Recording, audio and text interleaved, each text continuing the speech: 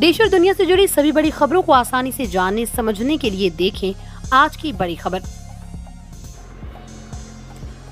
UP में registry के लिए अब भाग दौड़ नहीं करनी होगी। रजिस्ट्री के लिए फाइल लेकर दफ्तर के चक्कर लगाने से भी लोग बच सकेंगे। यूपी सरकार ने संपत्ति की बिक्री और खरीद के लिए ई रजिस्ट्रेशन को लागू कर दिया। इसके लिए जरूरी प्रक्रिया शुरू हो गई है और जल्द ही ये सुविधा लोगों को मिलेगी।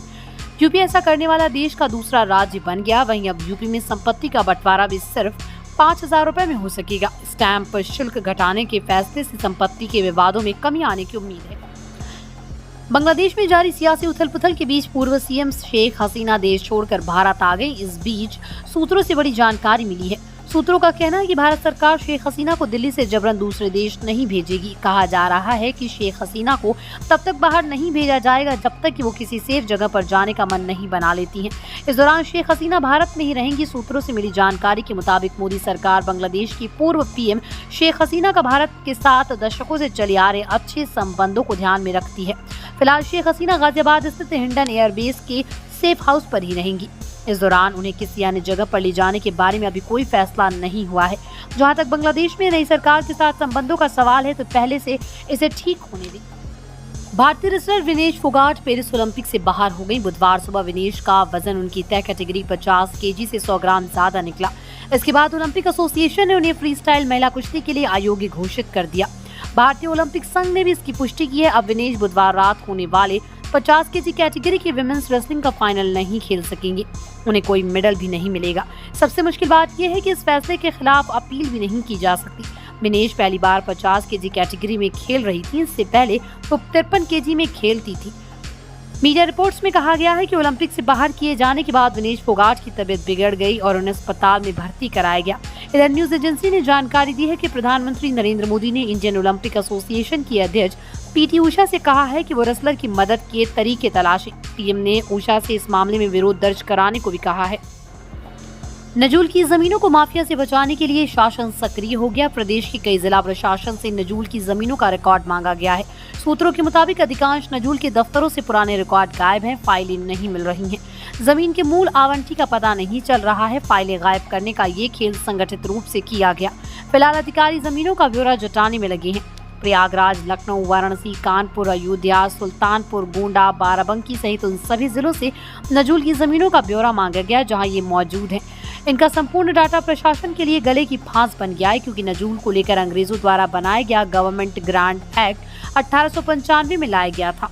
तब से लेकर वर्तमान तक यानी 128 वर्ष का नजूल रजिस्टर और विवरण ही उपलब्ध नहीं है।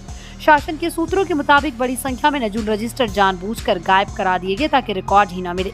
अभी तक जिला प्रशासन को 30% रिकॉर्ड भी नहीं मिले। ऐसे में हर जमीन की भौगोलिक स्थिति के आधार पर रिपोर्ट तैयार की जाएगी। यूपी नजूल भूमि प्रबंधन समिति की 2020 की रिपोर्ट में अनुमान लगाया गया कि पूरे राज्य में करीब 15,000 नजूल भूमि है।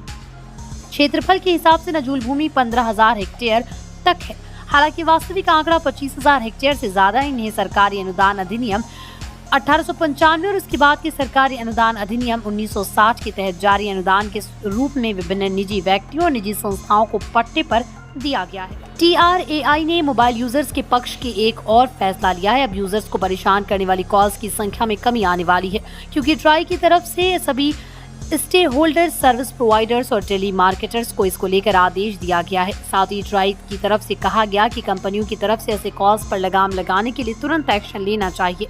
दरअसल 10 डिजिट नंबर से PRISIP का इस्तेमाल कराने वाली कॉल्स को लेकर ट्राई ने ये फैसला दिया था। ट्राई की तरफ से नया फैसला लिया गया। इसमें कमर्शियल कॉल्स और स्पैम कॉल्स को रोकने पर चर्चा हुई थी। अब ये साफ हो गया कि इसके लिए कंपनी की तरफ से फैसला लिया गया। इसके साथ ही ट्राई ने भी ऐसी कॉल्स पर तुरंत लगाम लगाने के लिए कहा गया है। ट्राई ने इसकी जानकारी देते हुए कहा कि हमने टेलीमार्केटर्स को कठोर मैसेज दिया है। वॉयल कॉल्स पर इसको लेकर नए फैसले लिए जा रहे हैं। रियलमी की ऑफिशियल वेबसाइट पर जबरदस्त सुपर प्राइसिंग डील लाइव है। इस धमाकेदार डील में आप नार्जो सीरीज के शानदार स्मार्टफोन Realme Narzo N53 को भारी डिस्काउंट के साथ खरीद सकते हैं। फोन के 8GB रैम और 128GB इंटरनल स्टोरेज वाले वेरिएंट की कीमत 11,999 रुपए है। सुपर प्राइसिंग डील में ये फोन 3,000 रुपए के डिस्काउंट के बाद 8,999 रुपए में मिल रहा है। मोबिविक ऑफर में आपको फोन की खरीद पर 1,000 रुपए तक का कैशबैक भी मिल सकता है। कंपनी इस फोन में 6.74 इंच का डिस्प्ले ऑफर कर रही है। ये डिस्प्ले 90 हर्ट्ज के रिफ्रेश रेट को सपोर्ट करता है। इसका टच सैम्पलिंग रेट 180 हर्ट्ज का है। फोन 8 GB तक की रैम और 128 GB के इंटरनल स्टोरेज ऑप्शन में आता है। प्रोसेसर के तौर पर कंपनी इस फोन में ARM Mali G57 GPU के साथ octa core Unisoc T612 chipset offer कर रही है। फोटोग्राफी के लिए कंपनी इस फोन में LED फ्लैश के साथ 50 मेगापिक्सल का AI बैग्ड मेन कैमरा दे रही है। वहीं सेल्फी के लिए फोन में आपको 8 मेगापिक्सल का फ्रंट कैमरा देखने को मिलेगा।